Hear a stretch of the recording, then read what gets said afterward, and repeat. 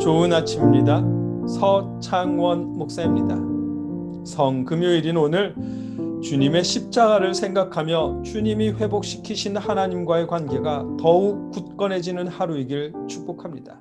오늘 이 아침에 우리가 함께 읽고 나누려는 하나님의 말씀은 마태복음 17장 14절로 18절까지의 말씀입니다. 제가 읽어드리겠습니다.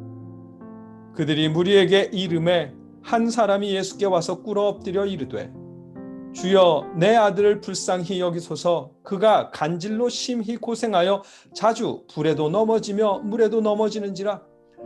내가 주의 제자들에게 데리고 왔으나 능히 고치지 못하더이다. 예수께서 대답하여 이르시되 믿음이 없고 패역한 세대여, 내가 얼마나 너희와 함께 있으며 얼마나 너희에게 참으리요. 그를 이리로 데려오라 하시니라. 이에 예수께서 꾸짖으시니 귀신이 나가고 아이가 그때부터 나으니라. 아멘. 오늘 본문은 아이를 고치지 못하는 제자들로 인해 예수님까지 의심받는 모습을 보게 됩니다. 제자들의 능력과 예수님의 능력은 별개임을 다시 깨닫습니다. 사람으로 인해 흔들려서는 안 된다는 것을 깨닫게 됩니다. 어떤 말씀인지 자세히 살펴보겠습니다. 산에서 내려온 예수님은 무리들 앞에 도착하셨습니다. 그들이 무리에게 이르매 한 사람이 예수께 와서 꿇어 엎드려 이르되 아멘. 여기에서 무리들이라는 말은 예수님과 제자들과 예수님에게 병 고침을 받고자 모여있는 많은 사람들을 표현하는 말입니다. 병을 고침받고 싶어 모여든 많은 사람들 가운데는 귀신 들린 아이의 아버지도 있었습니다. 주여 내 아들을 불쌍히 여기소서. 그가 간질로 심히 고생하여 자주 불에도 넘어지며 물에도 넘어지는지라. 아멘. 이 말씀에서 간질이라고 번역된 단어는 셀레니아 제타이라는 단어입니다. 원래의 뜻은 정신이 이상해서 스스로 조절할 수 없는 상태라는 뜻입니다. 짧게 표현하면 미쳤다라는 의미입니다. 지금 이 아이는 미쳐 있고 장소를 가리지 않고 발작을 일으키며 심각하게 고통을 당하고 있는 상태입니다. 이 아이의 아빠는 예수님을 기다리지 못하고 애타는 심정으로 남아있던 9명의 제자들에게 부탁했습니다. 그러나 결과는 내가 주의 제자들에게 데리고 왔으나 능히 고치지 못하더이다. 아멘. 예수님의 제자들은 아이를 고치지 못했습니다. 모여있던 사람들은 제자들을 의심합니다. 예수님도 더불어 의심합니다. 그 상황을 상상해 보면 제자들이 못 고치네. 아이가 미친 것 같아. 아이가 저 지경인데 예수가 온다고 고칠 수 있으려나?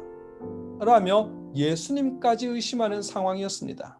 어떻게 할 수 있느냐 하면 예수께서 대답하여 이르시되 믿음이 없고 패역한 세대여, 내가 얼마나 너희와 함께 있으며 얼마나 너희에게 참으리요. 그를 이리로 데려오라 하시니라. 아멘.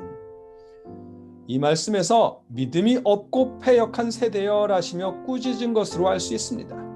병을 고치지 못한 제자들은 9명뿐이었는데 설마 9명을 향해서 세대, 영어로는 generation이라는 표현을 사용하시지는 않았겠지요? 그렇습니다. 9명의 제자가 아닌 그곳에 모여있던 많은 무리를 향해 꾸짖으신 것입니다. 아울러 예수님이 잠깐 떠나 있는 그 사이 흔들리던 그들에게 예수님은 승천하신 후를 생각하시며 내가 얼마나 너희와 함께 있으며 얼마나 너희에게 참으리요 라고 염려하신 것입니다. 예수님은 사람들에게 아이를 데려오라 하신 후에 이에 예수께서 꾸짖으시니 귀신이 나가고 아이가 그때부터 나으니라. 아멘. 아이를 고쳐주셨습니다. 예수님의 능력을 드러내셨습니다. 제자들이 고치지 못했다는 사실은 예수님의 능력을 의심할 근거가 되지 않았습니다.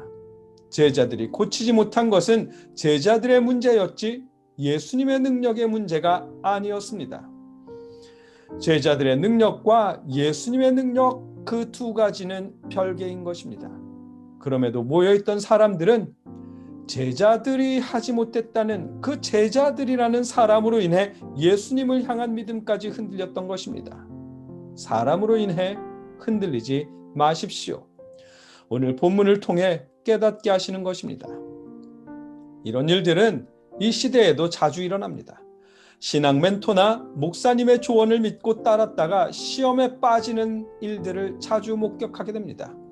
회사에 사표를 쓰고 단기 선교 다녀오면 하나님이 더 좋은 회사에 취업시켜 주실 것이라는 말을 믿고 따랐다가 시험에 드는 청년들을 봅니다. 믿음으로 찬양 연습하면 하나님이 시험 더 잘 보게 해주실 거라는 그 지도자의 말을 믿었다가 시험을 망치고 교회를 안 나오는 학생들을 종종 목격하게 됩니다. 교회 지도자의 실망스러운 모습 때문에 교회를 떠나는 이들도 봅니다. 그런데 여러분, 신앙 멘토나 목사님의 조언은 사람의 말이지 하나님의 말씀이 아닙니다. 그들의 말대로 되지 않았다고 하나님을 원망하거나 주님을 떠나지 마십시오. 교회 지도자의 모습은 사람의 모습이지 예수님의 모습이 아닙니다. 그들의 모습에 실망했다고 주님을 떠나지 마십시오. 신앙 멘토나 목사님이나 교회 지도자는 사람일 뿐 하나님이 아닙니다. 사람으로 인해 여러분의 믿음을 흔들리지 마십시오. 제자들은 제자들이고 예수님은 예수님입니다. 제자들의 능력이 없다고 예수님의 능력을 의심할 근거가 되는 것은 아닙니다. 귀신이 제자들의 말을 듣지 않았다고 귀신이 예수님의 말씀까지 거역하지는 못합니다.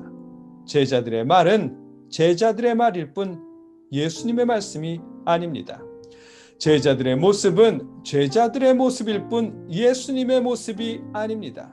마찬가지로 신앙 멘토나 목회자의 말, 지도자의 모습은 사람의 말이고 사람의 모습일 뿐이지 하나님의 말씀도 예수님의 모습도 아닙니다. 그들로 인해, 사람으로 인해 흔들리지 마십시오. 저와 여러분이 사람으로 인해 흔들리지 않기를 기원합니다. 목회자의 말과 하나님의 말씀을 분별할 수 있는 지혜를 하나님께서 여러분에게 주시기를 기원합니다. 교회 지도자의 모습과 예수님의 모습을 구분할 수 있기를 축복합니다. 예수님은 우리의 죄를 위해 죽으셨고 하나님과 우리의 관계를 회복시키셨습니다. 예수님이 죽으심으로 회복시키신 하나님과의 관계가 사람으로 인해 흔들리지 않기를, 성금요일인 오늘 하나님과의 관계가 더더욱 굳건해지기를 주님의 이름으로 축복합니다.